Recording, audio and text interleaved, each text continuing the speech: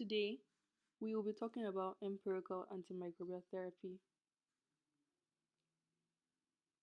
Here are some learning objectives that are going to guide us through this video. We are going to understand the basic principles behind selecting an empiric antimicrobial regimen. We're going to know what antimicrobes are active against pathogens. We're going to know the determinants of empirical choice of antibiotics. And we're going to know how fast empirical treatments are to be administered. We have three approaches to antimicrobial therapy: empiric therapy, culture directed therapy, and prophylaxis. Empiric therapy, the one we're going to be majorly focusing on today, it's an antibiotic treatment directed against any likely pathogens of a clinical syndrome. The culture directed therapy, it's a treatment directed against a specific pathogen with known antimicrobial susceptibilities. And prophylaxis is an antimicrobial therapy used to prevent infection in a high risk patient. Most of these patients are immunocompromised, like HIV or chemotherapy. How to determine empiric antimicrobial therapy? We have various determinants to consider: the pathogen, the antimicrobial susceptibility, the dosing, and the empirical checklist. In the checklist, we're going to be seeing the anatomical site of infections, that's the potential pathogens, the community acquired versus hospital acquired infections, the immunocompetent versus the immunocompromised, the susceptibility patterns of the potential pathogens in the hospital, the recent hospitalization, like chronic diseases, recent antibiotic treatments, the travel, colonization with resistant bacteria, first dose of antibiotics, dosing interval, maintaining doses, all of those, the pathogen.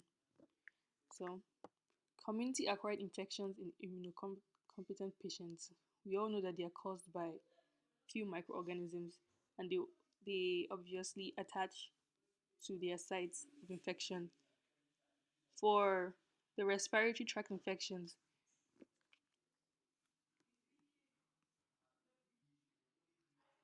empiric antibiotic treatment should cover for Streptococcus pneumoniae.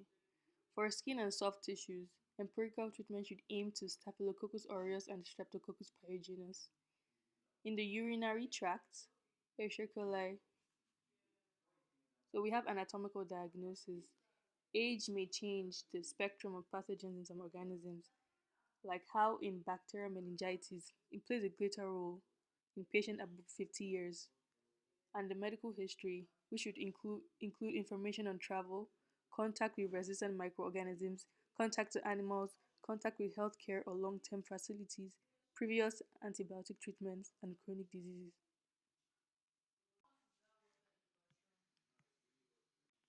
The likely antimicrobial susceptibility. The susceptibility may be typical for a microorganism that may differ from region to region, hospital to hospital, and even between hospital wards. We will skip to the antimicrobial dosing. Here, we are going to take into account the pharmacokinetical and pharmacodynamical parameters like the oral treatment versus parenteral, how the loading dose is especially important in severely ill patients, the calculation that will consider the distribution of antibiotics and the dosing schedule that will follow the pharmacodynamical parameters. When to start? The risk of if the risk of surgical infection is high based on the underlying disease process, significant contamination during surgery, in critically ill patients, that the potential site of infection has to be identified, or in severe sepsis or septic shock. The course is usually 3 to 5 days. For example, choosing antibiotics for clinical consideration, that is the history and the physical examination. In a case, suppose you have a middle ear infection caused by a strain of Haemophilus influenza. The doctor, after listening and examining you, has concluded that you have a bacterial infection in your ear. Rather than waiting 2 to 3 days to find out what this is, the doctor may give you amoxicillin because he knows that they are 99% effective in this clinical setting. Basically, empirical therapy is the treatment before diagnosis. Or, if patient is infected but organism and susceptibility are unknown, In the meantime, while the investigation reports are available, we established infection as the evidence of infection on site, obtained samples for investigation before antibiotic initiation. We'll consider the most microbial diagnosis that we can find. We'll determine the need of empirical therapy. That will be the reliable activity, the site of infection, its low toxicity. We will initiate antibiotics like Staphylococcus aureus. Antibiotics that will be administered empirically will be vancomycin, daptomycin, linezolid. For Pseudomonas aeruginosa, will be administered anti-Pseudomonal penicillin, cephalosporins, carbapenems, fluoroquinolone, aminoglycosides. Then we will review investigations after.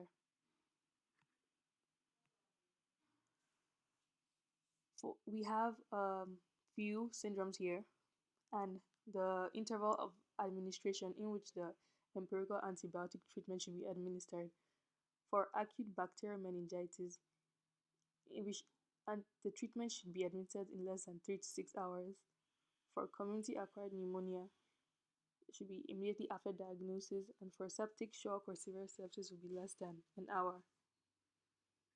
Thank you. I hope this video helped a lot.